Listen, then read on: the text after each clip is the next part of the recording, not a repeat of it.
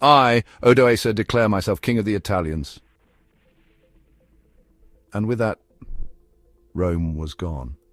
Odoacer had no ancient bloodline, no noble birthright. Just a sword, an army, and a moment. Rome was dead. It just didn't know it yet. You guys know how I feel about Rome. An empire built on borrowed glory, stealing from the very people they called the barbarians. And in the end, it wasn't some great Roman general or senator who delivered the final blow. It was a mercenary, a man they never saw coming. The same way Rome had taken from the world for centuries. The world took it back. But power is never truly yours to keep.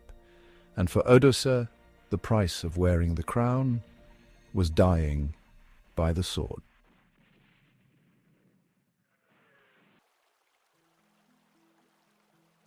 Odoacer wasn't born into power. He wasn't a Roman noble or a senator's son. He came from the edges of the empire, somewhere in the lands we now call Austria or Hungary. His father Edeko was a chieftain of the Scyrii, a Germanic tribe that had spent years fighting for and against Rome.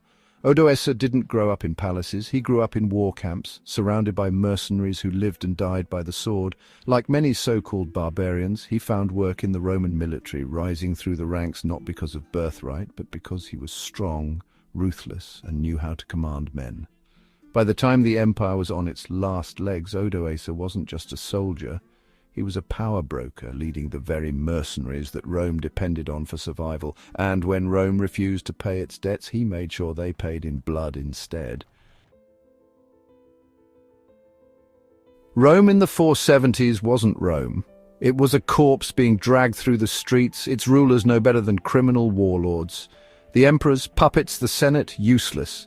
The real power belonged to the generals, to the mercenaries, to the men with swords. And Orestes, the man who put his teenage son, Romulus Augustulus, on the throne, was about to learn what happens when you promise power, but don't pay for it. The barbarian mercenaries had fought Rome's wars. They bled for it.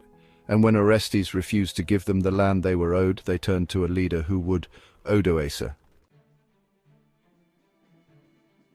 On August 23rd, 476, Odoacer and his men stormed into northern Italy. The Roman army, if you could even call it that, was crushed. Orestes executed, and his son the so-called emperor. When Odoacer entered Ravenna, the last capital of the Western Roman Empire, he found the boy. No legions, no desperate last stand, just a scared teenager in an oversized robe. Odoacer could have killed him, the last Roman emperor struck down by a barbarian king, but why bother? Rome was already dead. Instead, he stripped Romulus of his title, exiled him, and sent the imperial regalia to the Eastern emperor Zeno. As if to say, keep your symbols. They don't mean anything anymore. And with that, Rome, the empire that had ruled for over 500 years, was gone. Fate has a sense of humor, doesn't it? Think about it. Both Odoacer and Romulus Augustulus, the man who took power and the boy who lost it, were the sons of men who once stood in the court of Attila the Hun. Orestes had been a trusted official. Odoacer's father, Edeko, had been a warrior, and in the end, their sons would decide the fate of Rome itself. From the ashes of the Hunnic Empire came the end of another. For 17 years, Odoacer ruled Italy as its first king, and for a while he played the game well. He kept the Senate, he governed like a Roman, he thought he had won. But power is not something you take and expect to keep. Someone always wants more. And that someone was Theodoric the Great. Theodoric, king of the Ostrogoths, came to Italy with the blessing of the Eastern Emperor. 3 years of war followed, and when Odoacer was finally forced to surrender, he thought he had secured a truce. On March 15th, 493, Odoacer attended a banquet with Theodoric, a feast to mark the peace. But peace? It was a lie. As Odoacer sat down to eat, Theodoric rose from his seat, drew his sword, and with a single strike split Odoacer from shoulder to waist. His last words, allegedly, "Where is God? A man who took a throne with steel died by it." So what do we take from this? Rome, the mighty empire, the so-called civilized world, didn't die at the hands of another great emperor.